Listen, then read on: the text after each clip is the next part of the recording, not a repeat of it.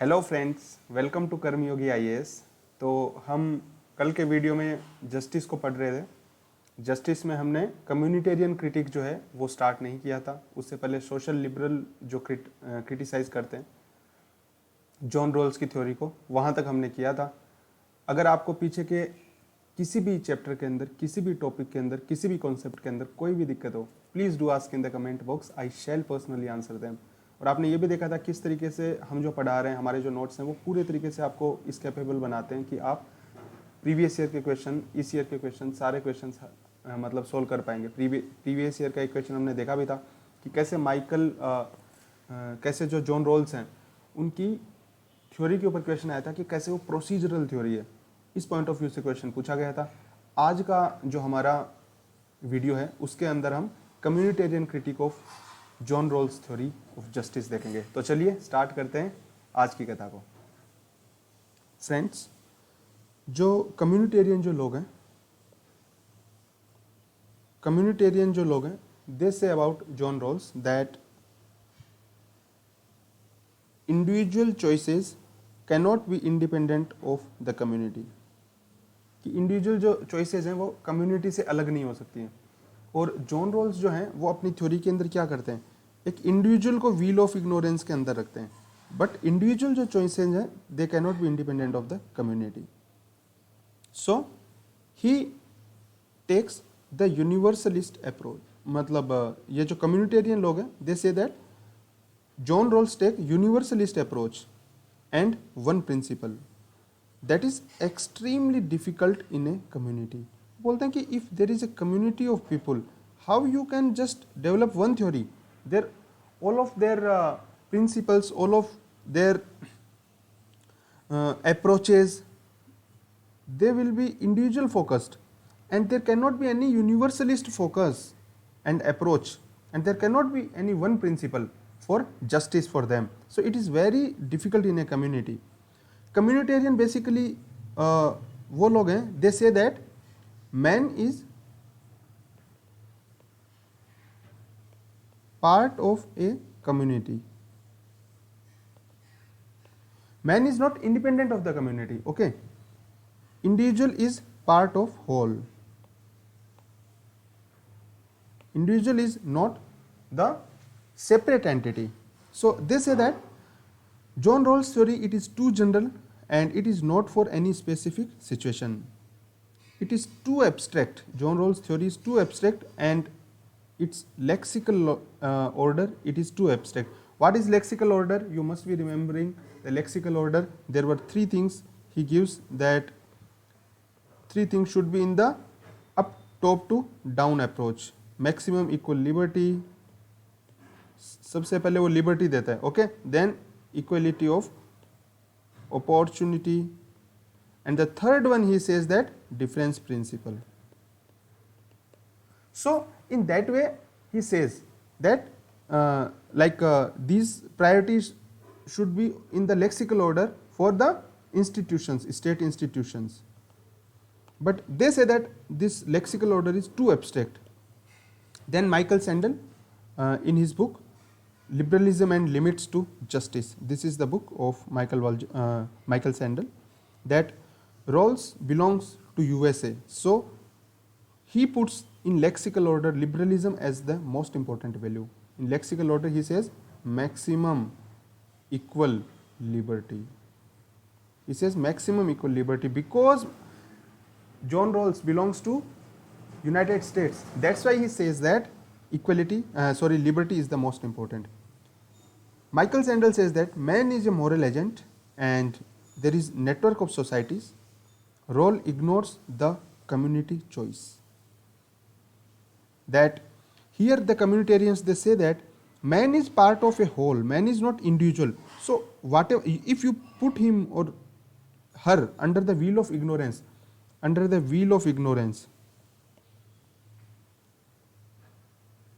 actually it is not fair। Why it is not fair? Because man is part of the community, there are other people also, so he or she can never take independent decision apart than the community। So if you are putting him or her under wheel of ignorance, his or her choice is not the actual choice। That choice you are saying, John Rawls, that is not the actual choice.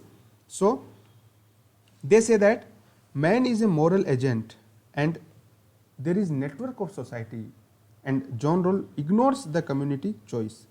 The community choice, this is the key word you must remember. So John Rawls ignores the community choice. Now let's come Michael Walzer. Michael Walzer, he is the gentleman, and his book is Sphere of Justice. This is the book of Michael Walzer, Sphere of Justice. So in Spheres of Justice, Michael Walzer says this: justice is the art of differentiation rather than science of homogenization. So what John Rawls does is he gives universalist theory.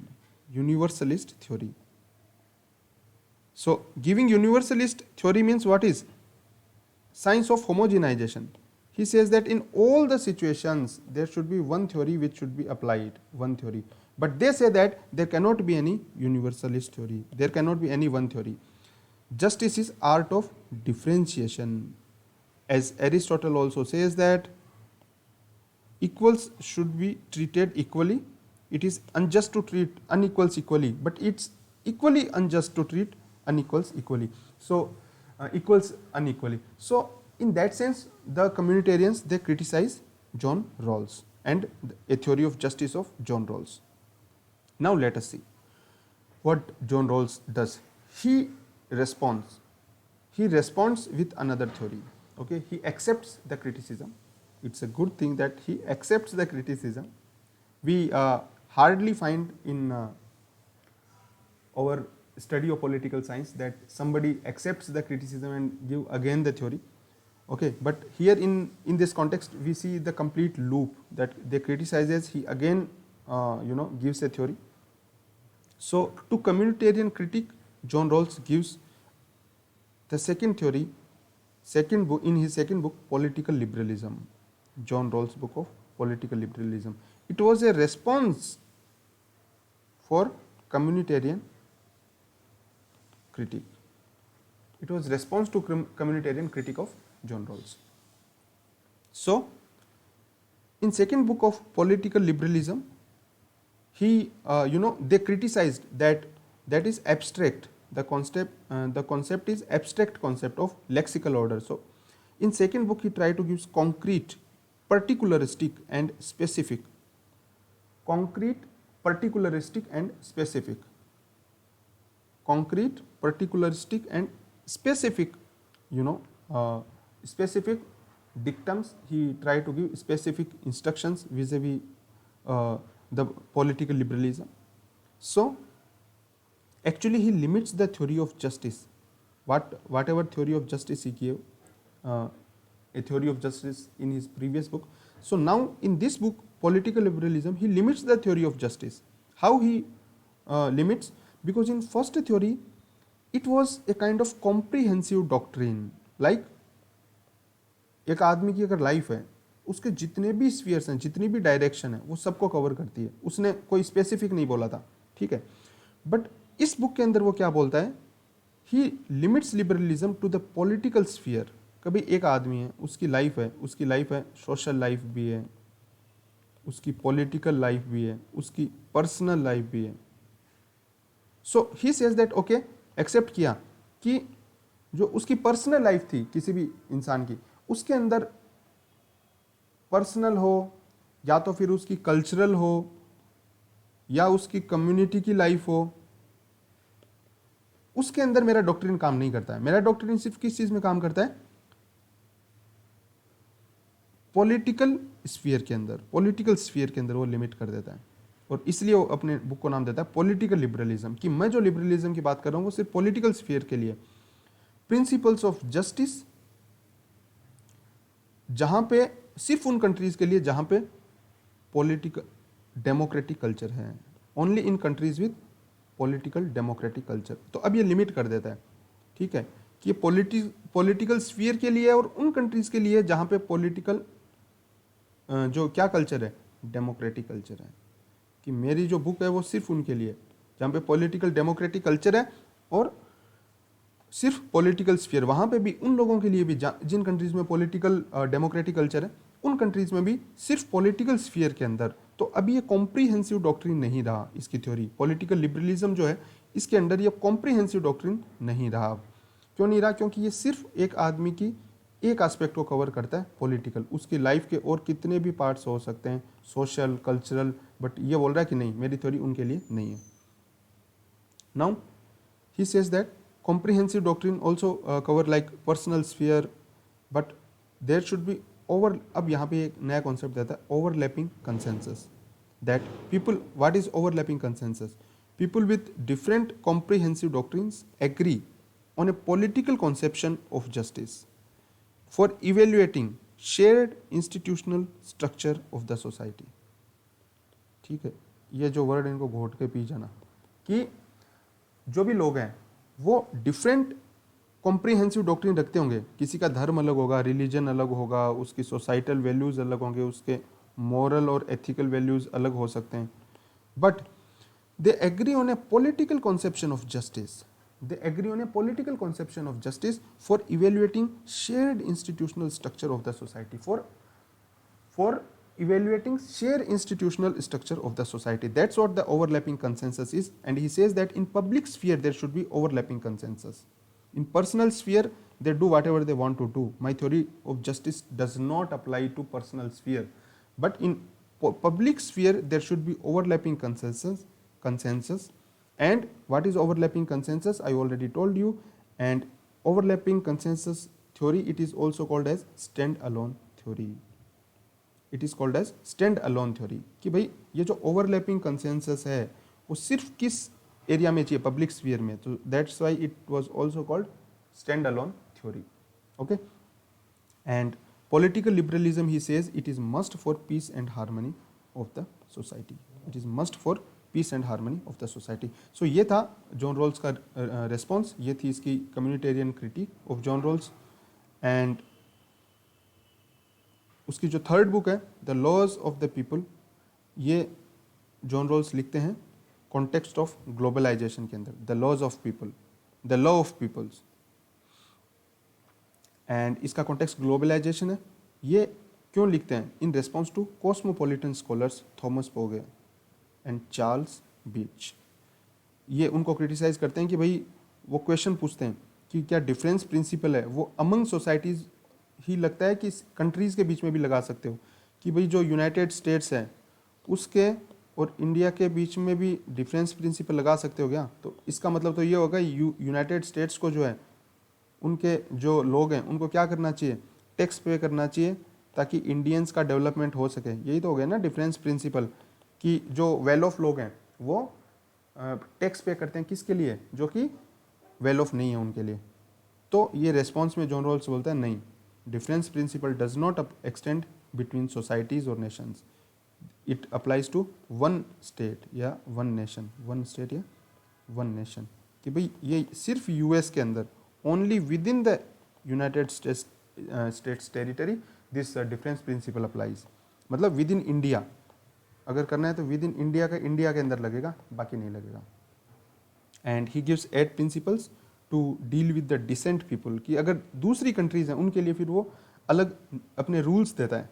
Okay, कि difference principle तो नहीं लगेगा, but अगर जो decent लोग हैं, है ना, अब ये डिसेंट कोट अनकोट बोला गया है क्योंकि सबका अलग अलग अपनी वैल्यू है, every theory is loaded with their own values. So they say that for decent people you treat equal, respect independence, honor human rights, assist in unfavorable situations, etc. But difference principle नहीं लगाना between the countries. So ये था उनका third book, the laws of the people in context of globalisation. And ये जो value pluralism का जो concept है वो देते हैं Isaiah Berlin. Okay, and this is also a criticism against Rawls' theory of justice and particularly criticism of the lexical order. Isaiah Berlin gives this concept of value pluralism against the Rawls' theory of justice and particularly against lexical order. तो so John Rawls की जो criticism आएगी उसमें इजाया Berlin की ये जो value pluralism है इसको आप हमेशा लिखेंगे, और value pluralism है वही रिलेटेड है किसे, मल्टीकल्चरलिज्म से। एंड वैल्यू प्लूरलिज्म जो है, this is actually the theory of Meta ethics and studying the origin of values, कि भाई वैल्यूज़ और एथिक्स और जो वैल्यू हैं वो सोसाइटी में आई कहाँ से, एथिक्स एंड वैल्यूज जो हैं वो सोसाइटी में आई कहाँ से। सो ये जो इसका ओरिजिन है उसको स्टडी करने उसका ओरिजिन है उसको जो स्टडी कर रहे हैं, वो जो थ्योरी है वो है theory of Meta ethics. Theory of Meta ethics है जो दी जाती है, जो थ्योरी ऑफ मेटा एथिक्स है उसको यूज करते हैं Isaiah Berlin to give the concept of value pluralism. So है क्या ये value pluralism? Actually this is against the value monism, है ना, प्लूरलिज्म अगेंस्ट मोनिज्म, बहुत इजी है समझने के अंदर, प्लूरलिज्म अगेंस्ट मोनिज्म, है ना। फॉर एग्जांपल जैसे एंड ऑफ हिस्ट्री डिबेट भी पढ़ेंगे, तो एंड ऑफ हिस्ट्री के अंदर कहा जाता है कि भाई सिर्फ जो लिबरल डेमोक्रेटिक जो ऑर्डर है वो अल्टीमेट है और बाकी सब फालतू हैं, ठीक है। उस हिसाब से सिर्फ वेस्टर्न वैल्यूज़ को सुपीरियर बताना, वेस्टर्न वैल्यूज़ हैं, सिर्फ उन्हीं के बेसिस पे उनको क्या मान लेना, बेंचमार्क मान लेना, उनको बेंचमार्क मान लेना, और उन्हीं के बेसिस पे पूरी दुनिया को आप सर्टिफिकेट बांटते हुए घूमोगे। ये चीज़ क्या है? गलत है, सरासर गलत है, ये नहीं होनी चाहिए। सो ये वैल्यू मोनिज्म के अगेंस्ट है इजाया बर्लिन की वैल्यू प्लूरलिज्म का concept, and they say that it is wrong to, he says that it is wrong to give priority. जैसे लेक्सिकल ऑर्डर के अंदर, लेक्सिकल ऑर्डर के अंदर कौन देता है? जॉन रॉल्स देता है। वो बोल रहा है कि नहीं, प्रायोरिटी नहीं दे सकते आप किसी वैल्यू को, वैल्यूज आर इनकमेंसुरेबल, ये कीवर्ड है, इसको याद कर लेना, वैल्यूज आर इनकमेंसुरेबल, ठीक है, INCOMMENSURABLE, incommensurable, that he says that there is no single meaning for any value, there is no single meaning, मतलब आप एक कोई ऑब्जेक्टिव 2+2=4 वाली बात नहीं है कि वैल्यूज के अंदर, वैल्यूज के अंदर ये चीज अप्लाई नहीं होती। वो कहते हैं कि नन और मैरिड वुमेन, इन दोनों का एथिक्स अलग अलग है, इन दोनों का एथिक्स सेम नहीं हो सकता। तो नन की जो मैरिड वुमेन की वैल्यूज और एथिक्स हैं वो उसके लिए अच्छी हैं, नन की जो वैल्यूज और एथिक्स हैं वो इसके लिए अच्छी हैं, ठीक है। आप इन दोनों को कंपेयर नहीं कर सकते, there can be no comparison between the ethics of married women and nun, okay. So like that the values are incommensurable, जो अपनी जगह सबकी वैल्यूज अच्छी हैं उनका ये कहना है, दैट इज वैल्यू प्लूरलिज्म। और आप जज नहीं कर सकते हो वेस्टर्न वैल्यूज के आधार पे, आप बोल रहे हो जॉन रॉल्स की लेक्सिकल ऑर्डर में रख दो सबको, ठीक है, इक्वलिटी जो आपको है मैक्सिमम इक्वलिटी को फर्स्ट प्रायोरिटी दो, उसके बाद अपॉर्चुनिटी, इक्वलिटी ऑफ अपॉर्चुनिटी को प्रायोरिटी दो, और उसके बाद में डिफरेंस प्रिंसिपल। ये आप इक्वलिटी और ये जो चीज़ें हैं, जो लिबर्टी है, maximum equal liberty, sorry not equality, so liberty है, तो ये वेस्टर्न वैल्यू है, इसलिए आप इसको इम्पोज कर रहे हो। So he says that any choice is going to be hard choice, Isaiah Berlin says any choice is going to be hard choice and you cannot pick one, and he says that toleration rather than liberty is the substantive heart of liberalism, okay. Isaiah Berlin says that instead of putting liberty at the first place, toleration should be put in first place, okay, and toleration is the substantive heart of liberty rather than substantive heart of liberalism rather than liberty. And toleration means self-restraint, as Voltaire says that I strongly disapprove what you say, yet I will defend your right to say till death. जैसे Voltaire ने कहा था, ये तो example के लिए अपन कह सकते हैं। And then Mill's freedom of speech and expression, that also demands toleration, Rawls overlapping consensus, that also requires toleration. जो जॉन रोल्स ने ओवरलैपिंग कंसेंसस का जो एग्जाम्पल दिया है यहाँ पे, that also requires toleration. So ये भी टॉलरेशन डिमांड करता है। तो इनका एक बोलना है कि भाई लिबर्टी नहीं है सब्सटेंटिव हार्ट लिबरलिज्म का, क्या है? टॉलरेशन है। सो ठीक है, वैल्यूज हैं वो इनकमेंसुरेबल है ना, there is no single meaning of the values and any choice between the values it is going to be hard choice, but you cannot homogenize and you cannot put a universalist theory. So that was there, and Neera Chandok's few views are there, so you can just remember there to sprinkle in your answers that injustice wreaked by global institutions like WTO, IMF, dominated by Western powers, and 30 years ago there was global justice debate and it should be revived. the justice debate should be revived, because the Western powers, they have wreaked havoc on third world or the developing world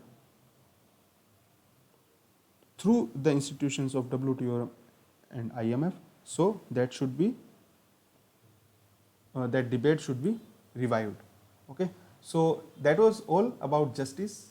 हम आशा करते हैं कि आपको justice का जो topic है और बाकी सभी भी जो टॉपिक्स हैं वो बहुत अच्छे से समझ में आए होंगे, and you are enjoying the political science series. Still, if you have any doubt, dear friends, please do ask in the comment box. I shall personally answer each and every doubt of yours. We sincerely thank you for coming to Karma Yogi IAS. Let's work hard and make it happen. Thank you.